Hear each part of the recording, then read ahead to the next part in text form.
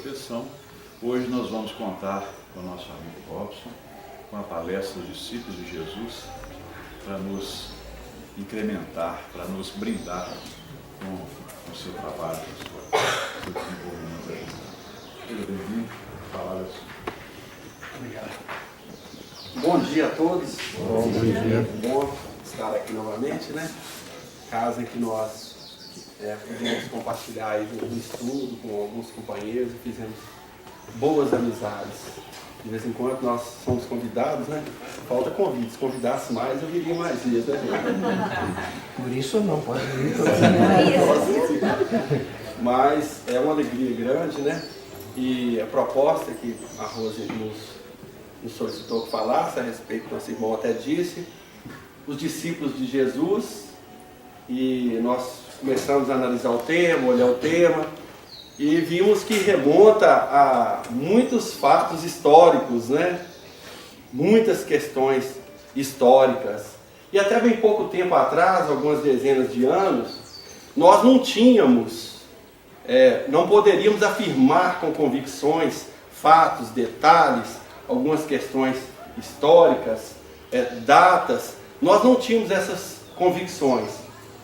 Mas depois do livro Boa Nova, 1939, né, 38, 39, psicografia do Chico, editado pelo espírito Humberto de Campos, então a espiritualidade foi trazendo para nós alguns fatos, foi nos instruindo a respeito de uma sequência de acontecimentos e pôde dar para nós uma visão melhor a respeito dos acontecimentos, dos fatos, dos discípulos. Não que isso tenha fundamental e capital importância. Não tem. Porque para nós espíritas, isso é de pouca importância. Porque em verdade, o que tem valor e importância para cada um de nós é o conteúdo moral do Evangelho. Para quem já teve a oportunidade de estudar o Evangelho segundo o Espiritismo, nós vamos ver na introdução dele, no primeiro capítulo, Kardec falando a respeito disso que nós estamos falando aqui agora. Ele vai falar assim, olha, aqui nós não vamos ater a fatos históricos da vida de Jesus, a milagres, a predições, nós não vamos ater também aos dogmas da igreja. Aqui nós vamos ater ao fato moral, ao conteúdo moral, porque esse aí não tem controvérsia. Em lugar nenhum tem controvérsia. E o objetivo não é trazer controvérsia. Então, na verdade, em doutrina espírita, nós não citamos muitos fatos históricos, não remontamos a questões polêmicas, porque o que vai nos interessar realmente é o conteúdo moral. Mas os espíritos não nos deixam órfãos de informações, até porque nós necessitamos, muitas vezes, ordenar um raciocínio, concatenar, né, um raciocínio, para a gente ter uma compreensão melhor das coisas, dos fatos, de como eles se desenrolaram. No século VI, a pedido do Papa, o Frei Dionísio, ele fez um calendário que vale até hoje. E ele vai dizer, ele vai partir de Jesus e vai subscrever lá que Jesus nasceu no ano de 754. E esse calendário está até hoje. Só que nós vamos ver aqui com o Humberto de Campos, né? Nós vamos ver no livro, nós vamos ver aqui no Boa Nova com o Humberto de Campos, que ele vai citando alguns detalhes despretensiosos, mas quando a gente vai fazer um estudo mais aprofundado, a gente vai ver que ele reorganiza essas datas. Então, em verdade, não foi 754, foi 749 que ele vai dizer.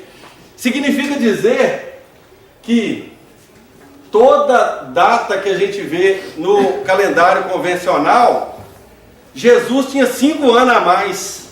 Vocês sabiam disso? Sabiam, né? Não? Assim é não, assim é sim.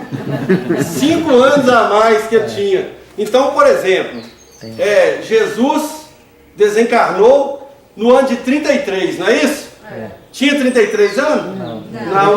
38. 38. É Humberto de Campos que fala. São as questões, São questões interessantes para a gente poder analisar algumas coisas, para a gente seguir alguns raciocínios, perceber, não é assim? O messianato dele, ele sai e começa a divulgação e a vivência do Evangelho, né? Eles vão dizer que é com 30 anos, não é isso? No calendário católico, no calendário que predomina. Na verdade, não. Ele estava com 35 anos. Os 3 anos de messianato e a crucificação com 38 anos de idade. Então há algumas questões que eles vão trazer de maneira muito sutil, muito suave, para a gente, vai mostrando a respeito dos discípulos. Tem outros livros também, né, do próprio Humberto de Campos e de outros, através da psicografia do Chico mesmo, que vai mostrando para a gente esses detalhes. Então, para a gente falar dos discípulos, a gente tem que pegar e dar uma pincelada primeiro no próprio Cristo, de Jesus, não é? Porque, em verdade, nós temos... a gente não sabe muita coisa a respeito, por exemplo, da infância de Jesus, não é assim? Livro Boa Nova, logo no iniciozinho nós vamos ver relatos, um capítulo inteiro, relatando a respeito da infância de Jesus.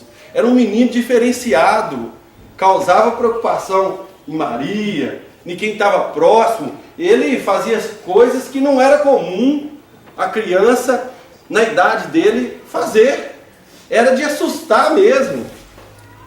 Tinham as tradições, né, judaicas, normal, que com 12 anos a criança tinha que ser levada ao sacerdote, ser apresentada aos sacerdotes.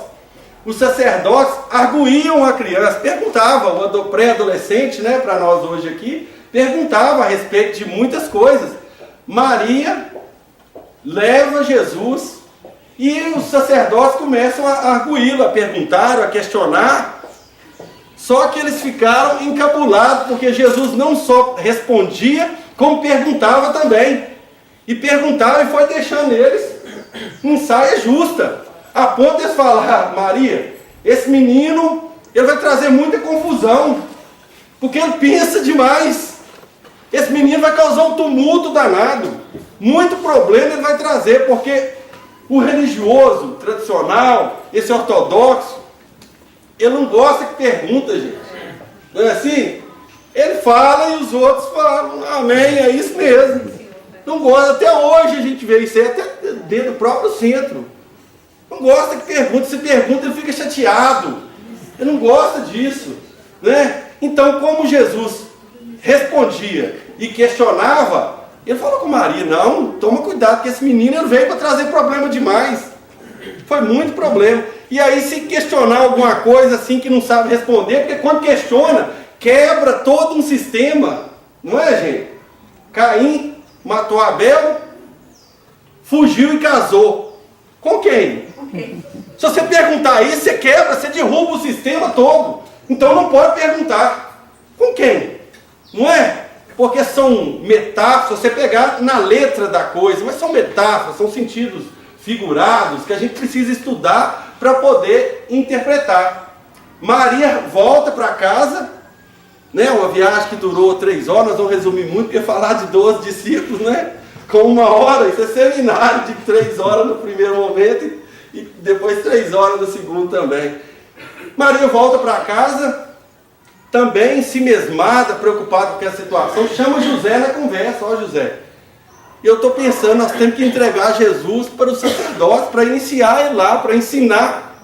Jesus não precisava de aprender nada, né, gente? Mas ela ficou, eles narram aqui num dos capítulos, nós temos que entregar, porque preocupado com o futuro do menino. José não falou nada, ficou calado pensando. Os homens são assim nessa coisa. Os homens ficam calados, as mulheres falam, os homens pensam: não, vamos resolver isso depois. Isso é característica, né? E as mulheres gostam de falar, tá, aquela preocupação, aquela coisa, tá. E aí, quando Maria sai dali, Jesus, né, adolescente, questiona ela. Mulher, que é o jeito mais respeitoso de tratar, né? Na época, chamava mulher: por acaso eu não tenho testemunhado a minha comunhão com o Pai? Eu vim aqui para dar testemunho da minha comunhão com Deus, com o Pai.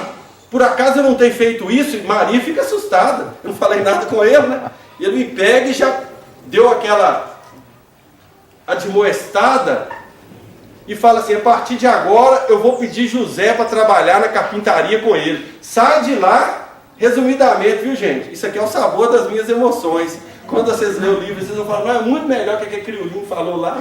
É bem melhor e tal.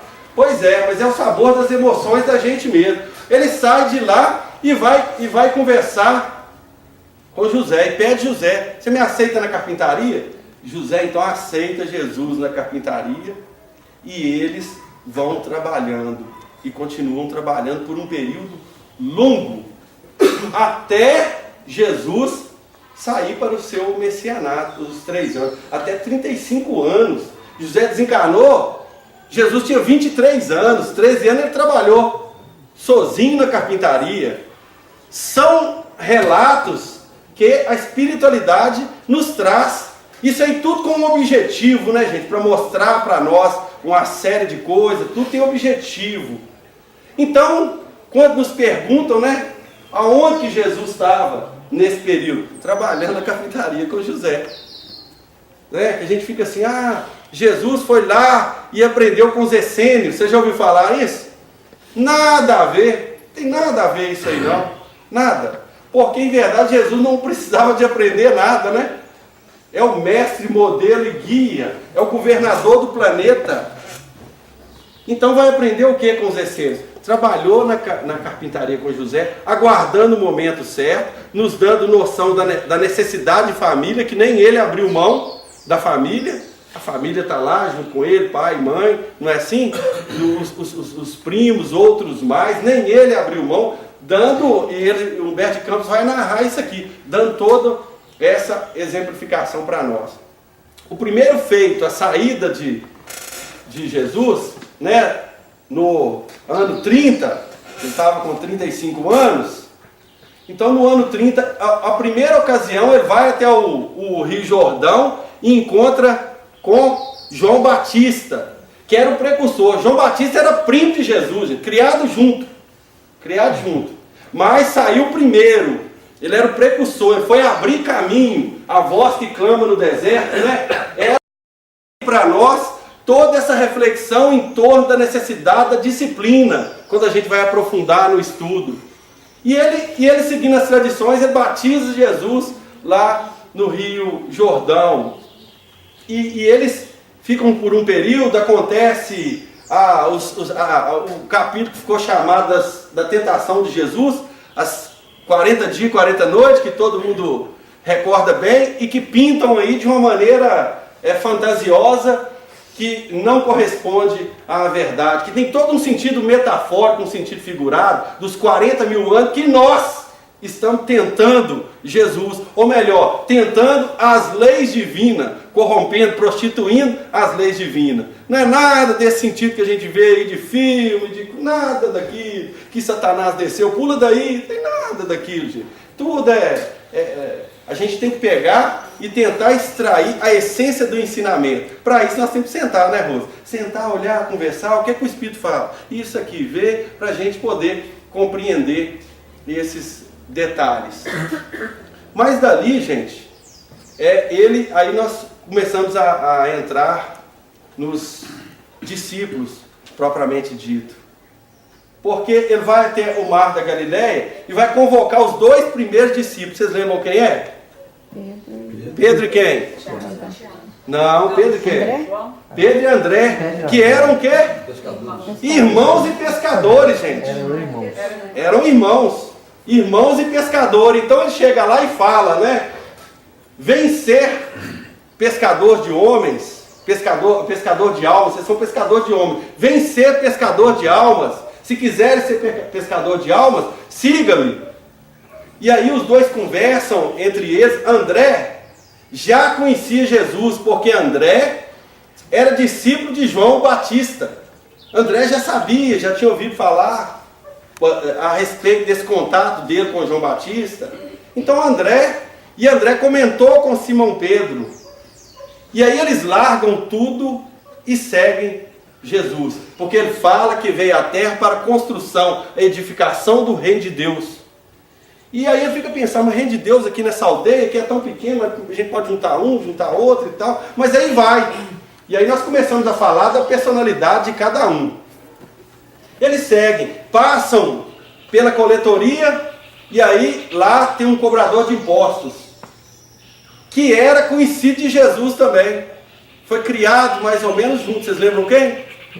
Levi. Ó, nós vamos ver sempre dois nomes. Levi, que nós conhecemos como Mateus, que é um dos evangelistas, é o primeiro que começa a escrever, era publicano, era intelectualizado, tudo que Jesus falava, ele tomava nota. Quando ele não estava próximo de Jesus, os outros discípulos narravam e ele escrevia. Ô Levi, o que você faz aí? Recolho impostos para César. Quer recolher então almas para Deus? Disse Jesus. E chama Levi. Levi era irmão também de outros dois, que é o Judas Tadeu e o Tiago Menor.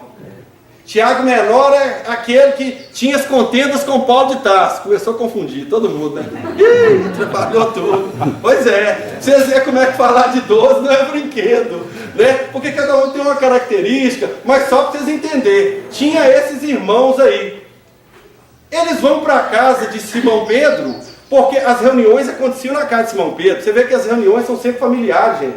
Tem um livro que chama Luz no Lar? Culto no Jesus no lar. lar. Jesus no Lar. Jesus no lar, gente, fala assim, aí eles estavam na casa de Simão Pedro e fulano perguntou isso. Por isso que as reuniões familiares, essas reuniões, é isso aí, gente. É isso aí mesmo. É nessas reuniões que a gente, numa sintonia familiar, que a gente consegue aurir mesmo inspiração da espiritualidade para arrefecer nossos corações. Ficam lá e no dia seguinte ele vai convocar os outros dois, que é João, o evangelista, novo, 17 anos, e o Tiago maior. Eles designam o Tiago menor e o Tiago maior, até para diferenciar por causa da idade. Eles convocam então o Tiago maior e João, o evangelista. Bom, gente, início do ano 30, abril, maio. Irmãos também. Eram irmãos. Então nós estamos vendo 3 grupos de irmãos aí, né? Eram irmãos, o João e o Tiago maior. Tiago maior mais velho do que João. E então, nesse início dos anos 30, nós temos colocado aí uma parte, né? Quase a metade do grupo apostólico. Esses 5 primeiros, eles vão narrar. E Jesus, depois de um período, ele vai proferir o sermão da montanha, o sermão do monte, né? Que ficou conhecido, as bem-aventuranças, bem-aventurado, bem-aventurado, que dá uma aula, ele resume a lei divina toda, segundo os estudiosos, no sermão da montanha. E sai dali e vai então convocar os outros 7. Eu não vou falar como que foi a convocação dos outros 7, mas eles são Judas Tadeu, que era interessante. O Judas Tadeu já entrou. Não entrou ainda não. Judas Tadeu, eu só citei que Mateus era irmão deles, ele não entrou, ele não tinha convocado ainda não, ele convocou só um irmão, faltou 2, tá? Judas Tadeu, que é esse aí que a igreja católica fala, o santo das causas impossíveis, né? Não é esse? E na verdade o Judas Tadeu é interessante porque ele era encantado com as curas que Jesus fazia mesmo, sobretudo quando expulsava demônios, entre aspas, né? Ele ficava encantado querendo fazer aquilo também. O Tiago menor, que é aquele que teve a contenda com Paulo de Tarso, nós vamos falar um pouquinho de cada um, só para a gente entender mais ou menos essa matriz psicológica de cada um deles, né? Que segundo alguns estudiosos da doutrina espírita, representa a matriz psicológica da humanidade inteira, e que nós vamos fundir todas essas matrizes, esses arquétipos, né, a partir da nossa evolução. À medida que a gente vai evoluindo, nós vamos ganhando de um, de outro. O Felipe, que nós não tínhamos falado ainda, né? O Bartolomeu, que tinha outro nome também, Natanael. Quando vê Natanael lá, que complicação, a maioria tinha 2 nomes, né? Quando vê falando Natanael, é o Natanael Bartolomeu, que eles vão citar aqui também, uma história interessante do Bartolomeu. O Tomé, que todo mundo conhece, né? Tomé é conhecido, né? Então quando a gente comete algum erro grave, a gente fica conhecido por aquele erro, né, Rosa? Impressionante. Nós tiramos fotografia do erro da pessoa, né? Tanto é, eu vou pular para o Judas Iscariote, que nós estamos queimando o Judas até hoje na praça, tirou fotografia. Judas já evoluiu, o Espírito Superior, e nós ainda estamos queimando o Judas na praça. É um atraso, né? A gente pensa que as pessoas não crescem, não evoluem, e você marca ali naquele ponto que ela errou. Impressionante, né? A capacidade nossa. O Tomé nós falamos, né? O Simão Zelote, que era um dos mais velhos. Simão Zelote era um dos mais velhos. Tem um capítulo interessante aqui que ele fala, que eles vão falar a respeito dessa questão de um tá novo demais no apostolado e outro tá idoso demais. Ele reclama com Jesus: não, João e Tiago, não, estão falando que eu não dou conta, porque eu estou velho demais, eu estou idoso. Aí Jesus vai dar todo o ensinamento, né, mostrar, né? Mas, na verdade, gente, desses 12 aqui, só para a gente entender, e nós estamos falando aí de fatos históricos, dando uma pincelada e tal, a guisa de introdução mesmo, mas desses 12 aqui, só para a gente entender, 10 deles eram pescadores, só 2 que não eram pescador, que é justamente Judas Iscariotes, que era comerciante, veio de família comerciante, astuto, era um sujeito, né, esperto, e o Levi, o Mateus, que era publicano, era cobrador de imposto. A pessoa comprava o direito de cobrar o imposto e pagava a cota a César que tinha que pagar e tirava o dele ali também. Era tido como gente má vida, porque cobrava imposto do próprio judeu. Então ele cobrava dos da própria raça dele e passava para César, para Roma, né?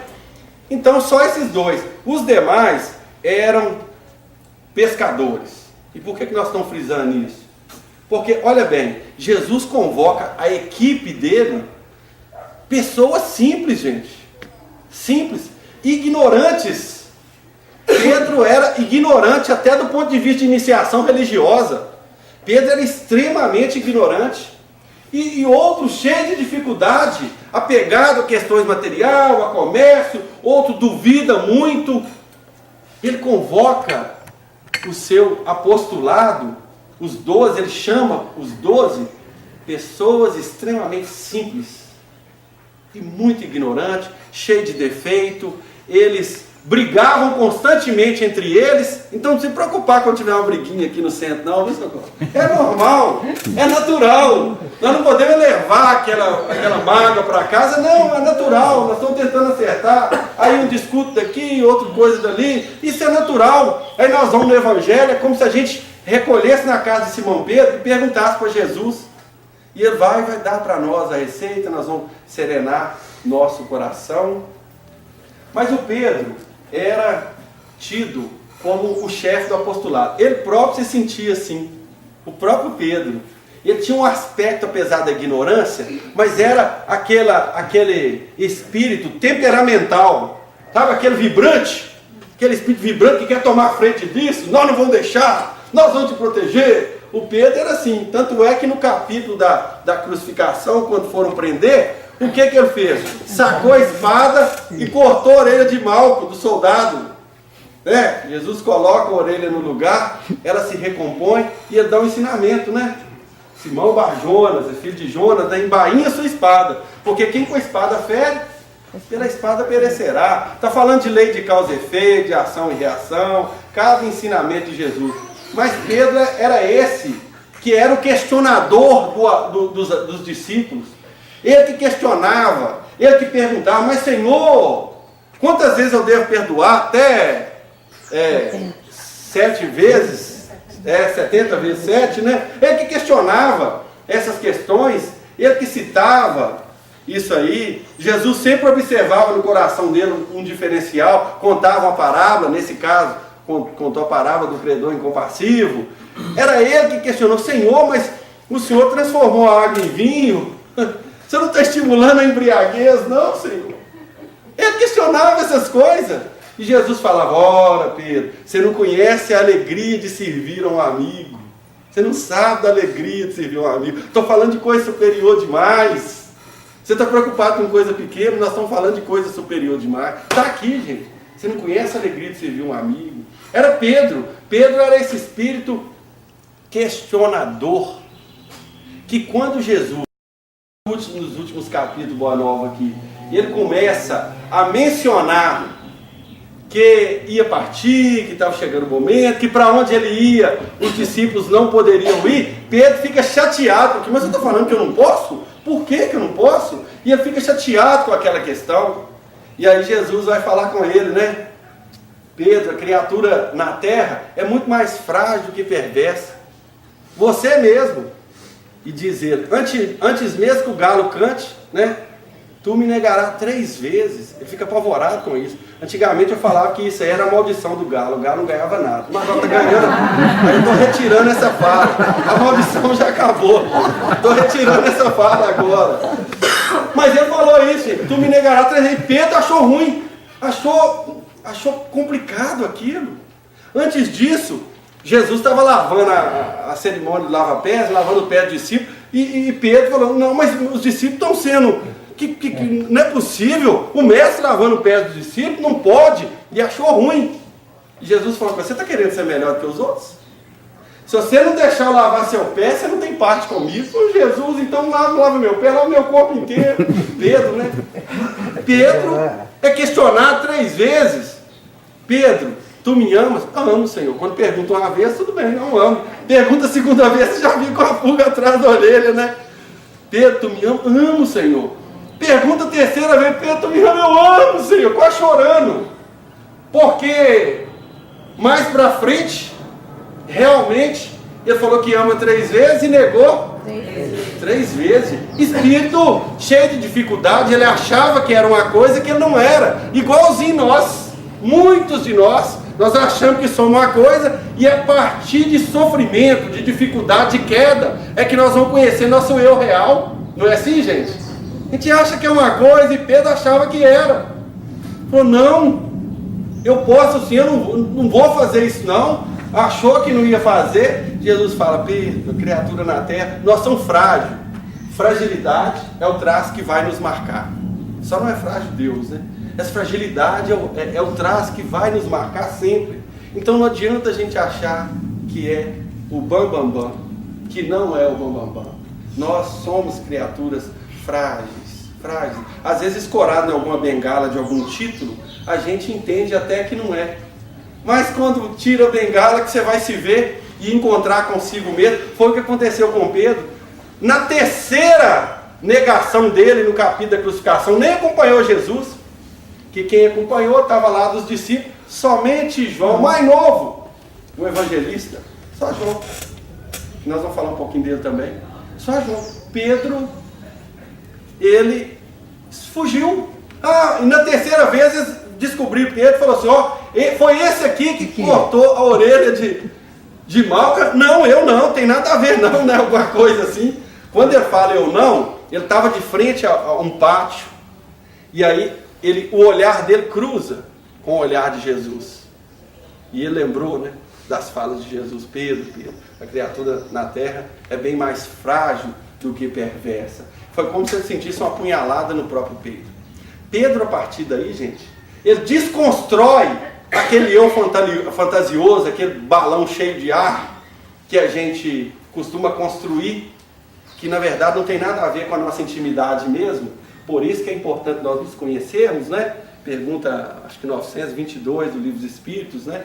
É importante nós nos conhecermos para a gente ir nessa segurança de nós mesmos, dentro das nossas fragilidades, dentro daquilo que nós somos capazes. Mas ele achava que era capaz e não era capaz. Mas a partir daí, ele toma uma atitude completamente diferente na vida, porque ele nega 3 vezes, mas a partir daí ele vai reunir com os discípulos, vai fundar a Casa do Caminho, né? É o chefe do apostolado, e toda vez que tem uma contenda, ele fala assim, gente, todo mundo erra. Eu mesmo neguei Jesus 3 vezes. Veja bem, ele falava do próprio erro, porque ninguém sabia disso. Era só ele que sabia. Mas ele fazia questão, e é muito difícil a gente fazer isso, hein?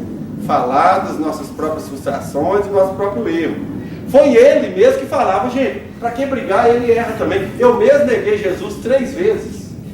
Sempre falava. E foi aquela escora da primeira igreja, né, que é a Casa do Caminho, foi aquela sensatez, a partir do erro, porque Às vezes a gente erra e fica recalcitrando, fica igual menino, né, dando birra, e ali você abre porta aberta para obsessão, e você fica com um sentimento de dó de si mesmo, que é autocomiseração, e vai entrando naquele estado profundo de depressão. Mas Pedro foi o contrário, ele refletiu e seguiu adiante, ele passou à frente, seguiu adiante com o propósito de agora agir com seu eu verdadeiro mesmo. E aí, gente, a gente vai ver todo essa descortinando a história de Pedro no livro Paulo e Estevão, né? Está muito bem narrado lá por Emmanuel, com a riqueza de detalhe.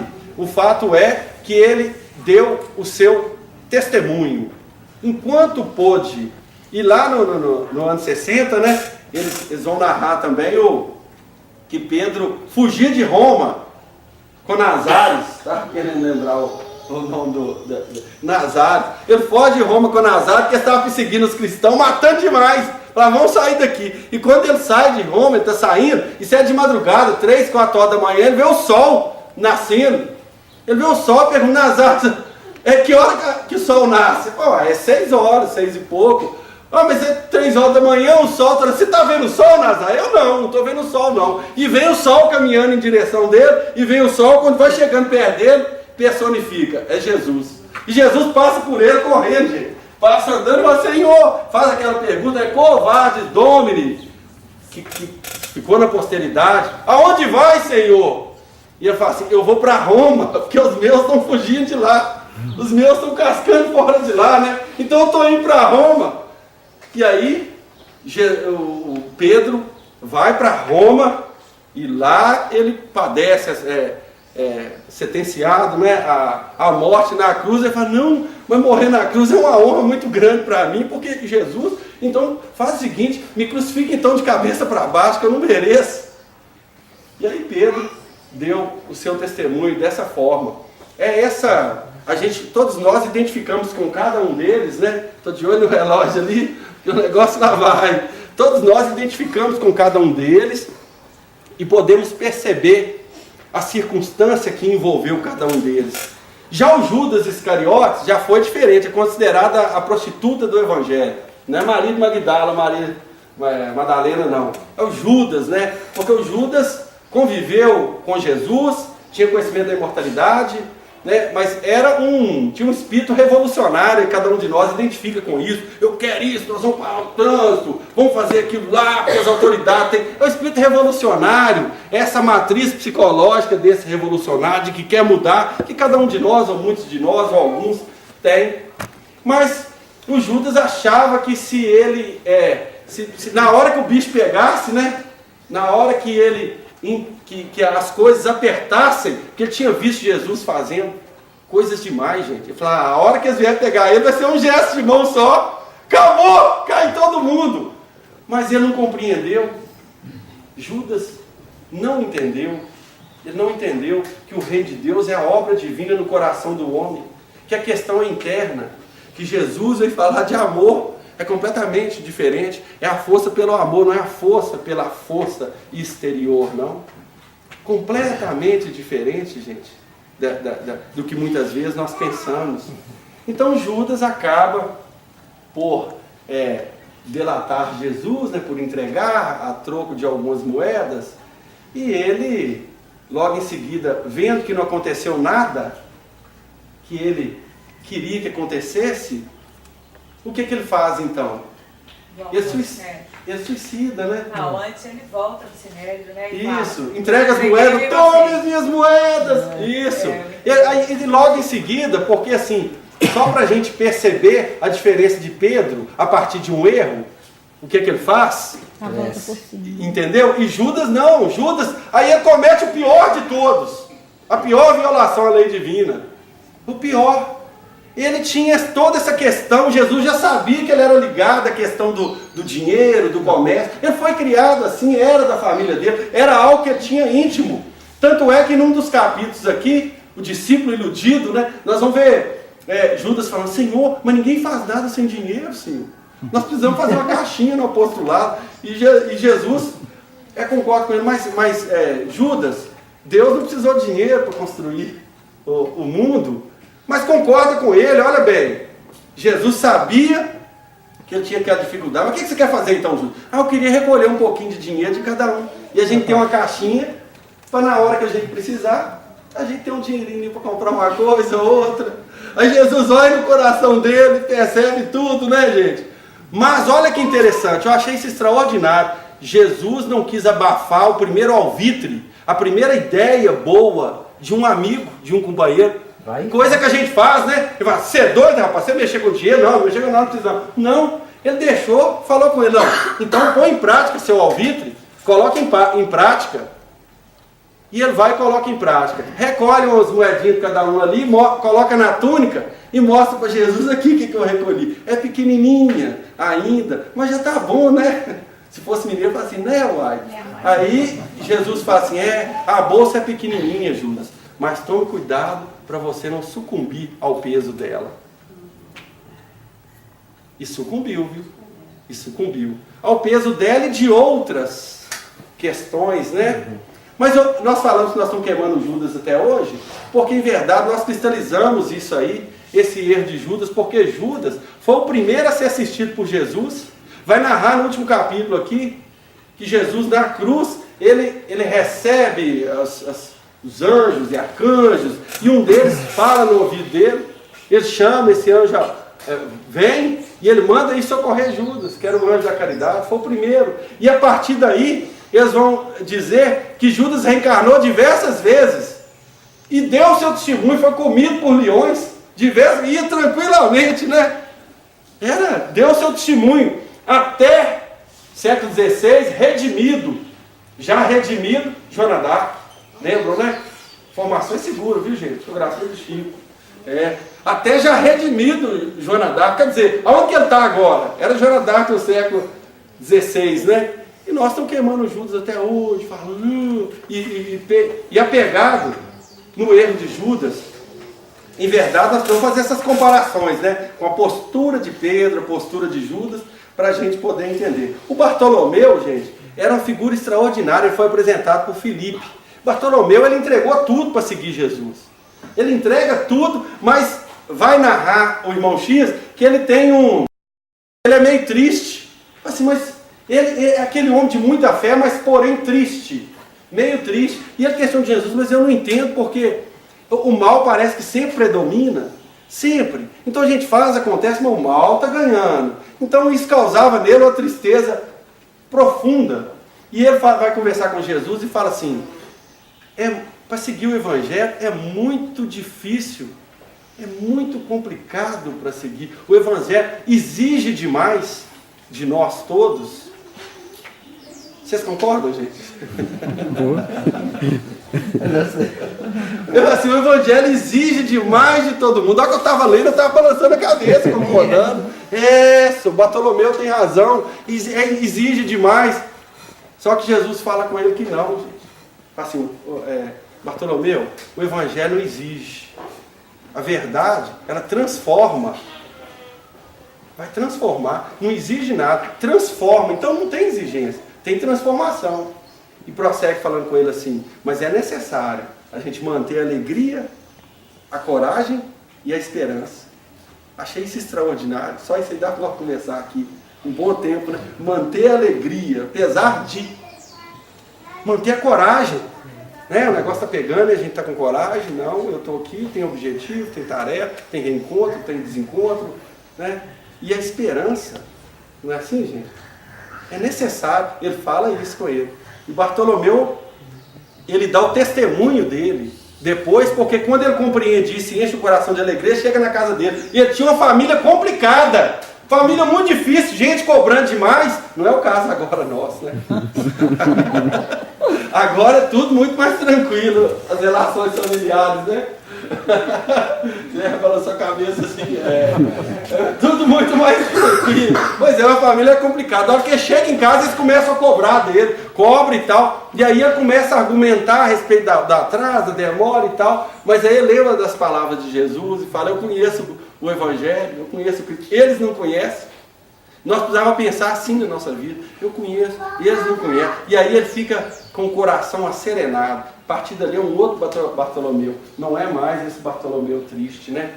Tomé, nós o que vai ficar mais forte para nós, que é essa matriz psicológica, né? Da dúvida, do questionamento, da incerteza que muitos de nós são. O Tomé questionava tudo. Mas será que isso é certo? Será que é aquilo? Olha, algumas passagens ele que questiona Jesus aqui também. Ele era um espírito questionador, ele duvidava. E aí nós vamos ver na ressurreição, né, de Jesus, que Tomé não estava lá. Tomé não estava. E aí a hora que Tomé chega, os outros vem falar para ele teve aqui, o Cristo esteve aqui, ele teve aqui. Então, que é isso? Vocês estão brincando comigo, né?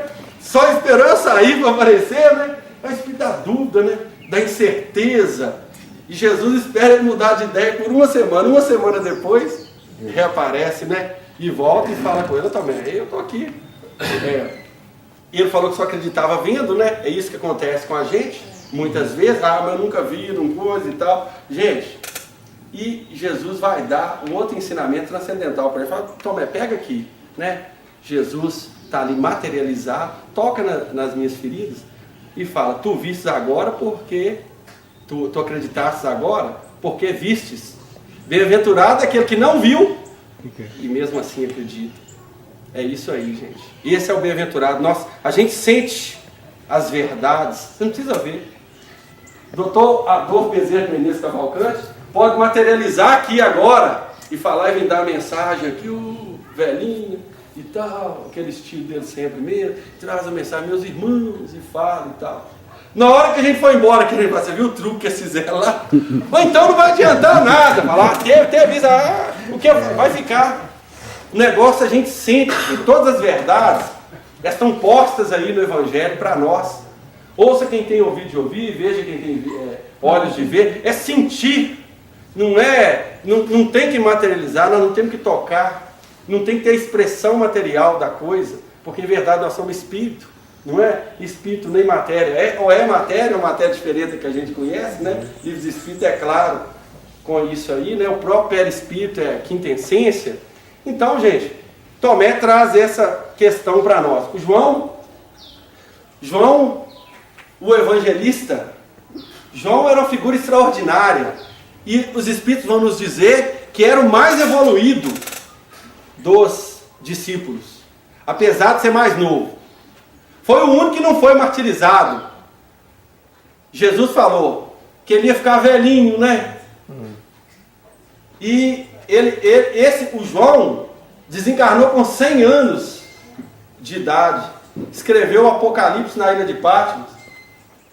É esse. Mas João, gente, apesar de ser evoluído, olha como que o negócio é interessante. A história vai retratar muitos trechos. Apesar de ser evoluído, João era temperamental. João era... Tem uma passagem que eles vão hospedar na Samaria, os samaritanos lá, e aí eles não dão hospedaria e volta. Aí João e Tiago falam assim, Senhor, o senhor quer que eu mande descer fogo lá e queimar os samaritanos? Espírito evoluído mandando descer fogo, ou seja, cai no corpo de carne aqui, que aqui o negócio é complicado. Aqui é duro, você caiu aqui, o negócio você dá aquela balançada, você tem que firmar, vir na reunião todo dia, olhar, tomar paz, pegar o evangelho e tal. Não é assim? Porque o negócio aqui não é fácil mesmo, não. Espírito dessa estirpe, como o João o evangelista, né, o próprio Francisco de Assis é o mesmo, né, e tal, tomou essas posturas. Você vê que é um espírito corajoso, foi aquele que foi, ficou lá e teve com Jesus o tempo inteiro, mesmo na crucificação, que Jesus direciona a Maria e fala, mulher, eis seu filho, filho, eis sua mãe, e assim passando a maternidade de Maria para nós todos, né, nessa extensão, chamado filho do trovão, Boanerges, né, o filho do trovão tinha esse temperamento, mas amava demais, um coraçãozão, o João. O Tiago Menor era muito aferrado às questões do judaísmo. Então nós vamos ver falando muito do Tiago Menor no livro Paulo e Estevão, porque Paulo tinha problema direto, porque Paulo primava pela pureza do cristianismo. E já o Tiago Menor, né, ele tinha aquela intenção de falar assim, olha, Se eu cortar todos os feitos do judaísmo aqui, eles vão trucidar a igreja do caminho. Então vão dar uma mesclada, deixa entrar algumas coisinhas para a casa continuar. A intenção dele era boa, mas Paulo não entendia, tá vendo? Todo lugar tem problema, tem briga, gente. Espírito de terceira ordem, questão 101 do livro de Espírito, tá lá, olhem lá para você ver, caractere geral. Só leiam isso, predominância da matéria sobre o Espírito. Acabou. Só de ser predominante da matéria sobre o Espírito, pode esperar tudo, porque nós somos Espírito. E se a matéria predomina, você pode esperar tudo de qualquer um. De qualquer um. É assim, e principalmente dos de casa. O Judas, voltando nele um pouquinho, quando na chamada Santa Ceia, aquele quadro pintado da Vinci, né, extraordinário, mostra a fisionomia de cada um e tal, uma obra extraordinária, e a gente vai ver lá que Jesus fala que aquele que come comigo vai me trair. Na verdade, todo mundo comia num prato só, não era igual a gente chega na casa da arroz, tem aquele pratão bonito, porque tem de loto, né? E você come, cada um com um prato, e agora a sobremesa, vem com outro pratinho, agora não sei o que. Não, nada disso não, era um prato para todo mundo. E aquele que come comigo. Quando ele falou isso, a mão dele foi para pegar um pedaço de pão, e a mão de Judas também foi, tocou na mão dele.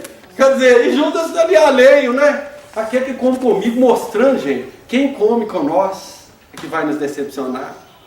Pode ter certeza disso. Porque é quem está na intimidade da convivência, porque quem está de fora faz um negócio, você fica com raiva ali, mas não te decepciona tanto. Agora, aquele que come com a gente, que está vivendo na intimidade, é esse aí, é que vai pisar na bola com a gente. É esse. Então não espera não, perdoa. Pisou na bola, perdoa. Pisou de novo, perdoa. O ensinamento é esse. Não espera que ele vai andar 100% com você, que não vai. Não vai conseguir. Pergunta 101. Né? Predominância da matéria sobre o Espírito. Olha que interessante isso aí. A gente não para pensar e para estudar essas questões, não. Mas é sempre assim, gente. Nós podemos ter certeza disso. Estou de olho no relógio ali, o bicho está correndo. O Simão Zelote era velho, né? Esse que nós dissemos, ele num capítulo aqui, ele vai questionar, Senhor, mas João e Tiago está falando comigo que eu não dou conta do apostolado, porque é muito difícil, eu já estou idoso demais, e eu não vou dar conta, e eu estou chateado, estou magoado com isso. E aí Jesus pergunta para ele, qual que é a idade de Deus? Já puxou o tapete. Qual que é a idade de Deus? Ora, Simão Zelote, daqui uns dias você é mais novo que ele, você vai desencarnar, vai reencarnar de novo criança, e eles são tudo velho. E vai falar a importância da força da juventude e a sabedoria da idade. E os outros aqui, gente, muitos outros eu não dá para a gente comentar aqui, mas a gente dá umas pinceladas só em alguns, né? Mas importante a respeito disso aí, é que Jesus mandava de 2 em 2. Porque nós precisamos de um complemento. Não adianta ir sozinho, nada não, gente. Não adianta. Olha que sabedoria, de 2 em 2. Você vai resolver, não, um só não, vai de 2. Campanha do quilo, não, é 2 em 2. E por aí, você vai resolver, mas não, vai 2 em 2. Não adianta, porque é um complementando o outro psiquicamente, nas faltas, nas dificuldades. É sempre assim. E olha bem, o projeto de Jesus. Os 12 deveriam sair, ele manda os 12 sair e angariar mais, cada dupla deveria angariar mais 12 discípulos. 6 vezes 12? Matemática. 72. Lembra dos 70? Os discípulos, os 70 discípulos, que não eram os 12, mas tinha 70? Eram esses, gente. Esse é o projeto de Jesus. Aí vamos arredondar a conta, não era 72, né? Vamos passar, é os 70. As contas são sempre redondas, não tem, né? Os 70. Desses 72, dá quantas duplas, gente? 72 dá quantas duplas? 36 tinha que sair e buscar mais 12. 36 vezes 12? Agora precisa de calculador. 360. Mas eu sei, que eu já olhei antes. Meu forte não é matemática. Eu não gosto de nada exato. Meu negócio é humana, é relacionamento. Eu não gosto de nada exato. Quase tomei pau na faculdade em estatística e matemática. Nossa, aí, gente, dá 432, mais os 70, 502, arredondando, 500 da onde? Da Galileia. Os 500 da Galileia, esse era o projeto, né? Que fosse multiplicando. E se ele continuasse, no século III, para a política entra na religião e deturpa tudo, mas se ele continuasse, hoje, o mundo inteiro seria cristão. Claro que tem o plano B, né? Plano B, nós vamos ver lá, livros de Espírito, Kardec falando a respeito, ele pergunta se doutrina espírita vai se tornar crença comum. E os espíritos, Espírito da Verdade, responde que sim. Não no sentido de todo mundo tornar-se espírita, mas esses ideais e princípios, todos comuns, de imortalidade, de reencarnação, em todas as religiões. Esse é o plano B, né? Aí é o Consolador prometido e por aí vai. Então, olha bem, o negócio é tudo muito bem orquestrado. Mas o mais importante disso aí, gente, é saber que a lei divina, ela não foi feita para que nós atuássemos individualmente. Sempre em coletividade, é sempre um complemento. Os 12 é a primeira equipe, né, de Jesus, cheia de dificuldade. Nós somos equipes também, só trabalhamos em equipe. O casal, né, o encontro de uma alma com a outra, ele se complementa e logo em seguida forma esse vértice, esse triângulo espiritual com o filho. É sempre esse complemento, sempre complementando o trabalho em equipe, a importância do trabalho em equipe, de valorizar as potencialidades um do outro, um que tem dificuldade, outro que não consegue falar, mas consegue fazer aquilo, outro que cuida dali do jardim, outro que faz. É sempre assim, gente, um complemento e a valorização. Foi isso que Jesus fez com os discípulos. Sempre complementando, sempre valorizando, sempre estimulando o crescimento uns dos outros. É isso aí que a gente precisa entender nesses discípulos, né, nesses apóstolos, com tanta característica diferente um do outro, mas caminhando para um objetivo só. E é isso, dentro de doutrina espírita, que a gente fala. Dentro de uma casa espírita, nós envolvemos uns com os outros, somos espinhentos, um espinha o outro e tal, mas a gente precisa buscar manter essa harmonia, essa unicidade de pensamento, no sentido de caminhar para a nossa melhora. A melhora íntima de cada um vai melhorando tudo, melhorando o ambiente, melhora a equipe, e isso aí tem repercussão na cidade, no estado. É isso aí, gente. A melhora não vai vir de cima para baixo, vai vir do nosso ímpeto. Vou votar em fulano, e andou circulando um negócio por aí, falando, vai sumir alguém, que é uma bondade, vai sumir o governo, que é isso, que é aquilo. Nada disso, gente. A coisa acontece no íntimo de cada um, é interno. À medida que nós, em equipe aqui, nós vamos trabalhando individualmente. Aí eu melhoro, Rose melhora, João melhora, o G melhora um pouquinho, São Costa melhora um pouquinho, a Divana melhora um pouquinho. Nós vamos fazendo uma melhora num contexto geral, mas é muito íntimo, é um trabalho individual, ninguém vai aplaudir, ninguém vai. Então nós precisamos fazer prece um pelo outro, pelo grupo, pela harmonia do grupo. Lembra o governador de nosso lar? Lembra? 1 milhão de habitantes em 1939, 18 horas, o que acontecia? A prece, a hora dos ângeles, né? Todo mundo ali em hora. 1 milhão na época, agora tem muito mais, né? Necessário a gente fazer prece um para o outro, nessa equipe que a gente trabalha. A ideia toda que é lançada, a ideia do livro espírita. E a obra de Jesus, gente, não é eu que pus isso aqui, agora veio o outro da administração e tirou. Gente, isso é pequeno demais. A tarefa é de Jesus, está dando oportunidade a cada um de nós de elaborar o nosso íntimo. A tarefa é de Jesus, a ideia não é nossa não. Aí se apresenta um negócio, né? O negócio não é aceito, não, deixa pra lá, e você fica chateado, não, eu queria fazer isso, mudar o horário, ou fazer reunião nessa formatação. Não, gente, tranquilidade com isso, a tarefa é de Jesus, e o trabalho é íntimo de cada um de nós. O Sr. Honório Onofre, né, já desencarnado, foi presidente da União Espírita Mineira um bom tempo, ele, quando era membro, participava da diretoria da AME-BH, ele fez um projeto lá bacana para as casas espíritas e tal, um negócio bacana demais. E apresentou para o diretor na época, presidente. E o diretor não aprovou e tal, e jogou aquele negócio para lá. Aí o tempo passou e tal, 20 anos depois, só nós já não estava mais na AME, estava na União Espírita Mineira. Aí o tempo passou, um assume, outro assume, mas coincidentemente o mesmo presidente estava 20 anos atrás, isso em 1960, era aquele. E aí eles acham esse projeto lá e levam para o Sonoro. Nós estamos com um projeto aqui extraordinário. Olha para o senhor, vê se o senhor aprova. Ele olha, era dele. Ô meu irmão, coloque em prática. 20 anos depois, né? Lembra Ivone Pereira, como é moda do suicídio? Quanto tempo o livro ficou parado? É porque fala, mas não é possível, eu tive tanto sacrifício, fica 30 anos parado para agora lançar. Não, gente, a obra é de Jesus. O trabalho tem que ser íntimo de cada um de nós. É o que está nos movendo, nossa reflexão é em torno disso, o que está nos movendo, onde que eu estou inserido nesse contexto todo, o que eu preciso de fazer.